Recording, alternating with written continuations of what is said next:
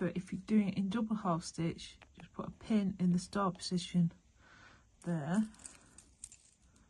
putting your worker pair on the left away from the line, and then putting in your colours next to each other. Due to the very small gap, this will hold the threads. So this is one method of starting this off. This is similar to pearly 8 thread, and I've used 1, 2, 3, 4, 5 passives and a worker, 6 pairs.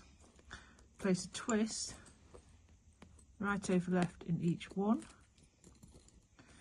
and we're going to work all the way through all of the lines in a double half stitch, which is cross twist, cross twist.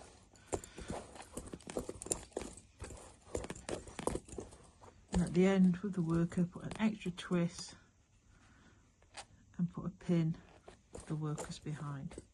Now this just needs to have a little pulling the threads just slightly to keep your tension and to get rid of any bumps in the threads in the passives. So the first one is quite close together.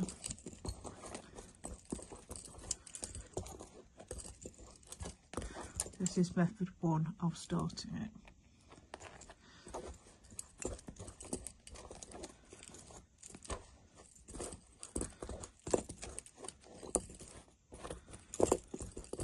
So 20 crochet cotton or pearly 8 or something similar would work with this amount of bobbins. If you're working with thicker thread, adjust as required, or thinner thread, add more pairs in. Now it's best to actually get all your bobbins the same length, because that makes working and your tension a lot better. So I'm just going to adjust these ones to match. Also slip forward, bring the yellow one up to match. The blue one should lengthen. It's not. As these have been wound a little while, sometimes they grip.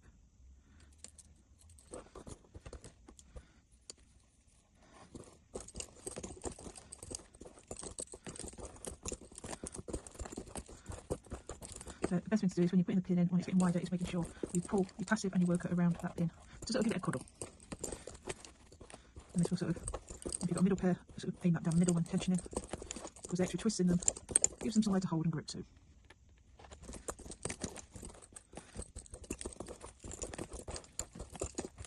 This also can be used as a flower petal, a leaf, a fish, many designs, ideas, whatever an oval shape can come up with.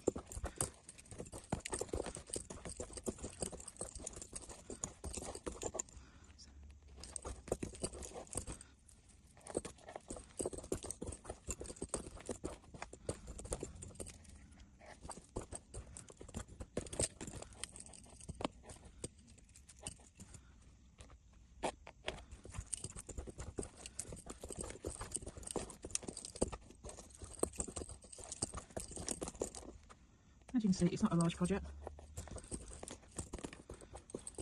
Now, if you're finding this is quite soft when you take it off, you can stiffen it. There's stiffener, fabric stiffeners about, but actually a little bit of cheap hairspray would hold it nice and firm. If you're doing that on the pillar, always protect your pillar, and I'd also have a plastic cover on your pattern. But flip it off, put it on a non-stick sheet, give it a bit of a spray, or dampen down with a solution.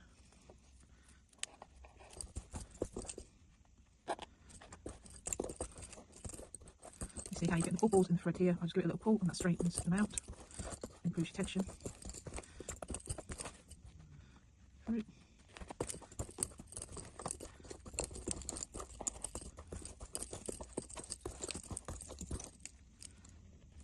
And then the last 2 rows, let's bring it back in to a point, keeping that tension, pulled on the passage just as you're bringing them around before you work them. And for the robin wing, you're going to put it inside the fabric section, so all you need to do is tie these off and cut them to the ends of fluff inside. If you're doing this as a flower, I'll leave longer ends. So at that last pin, I always do a double half stitch to close it, bring everything down, doing a little tug, then taking the worker, one side, one worker the other. So you can see there you've got a worker on each side. Lengthen them out and do a reef knot give everything a nice pull. If you feel that's not quite secure enough or it tightens up a bit wrong, you can always take one thread and do a half hitch. So making a loop over the top, so number 4, taking the bobbins through the loop and pull it back. I quite like doing the half hitches because what it does pull it all nice and tight. It doesn't have any much bounce back. And you do 2 or 3 of those just to secure it. And if you want, you can just take the other bobbin and just tie a knot at the end of that.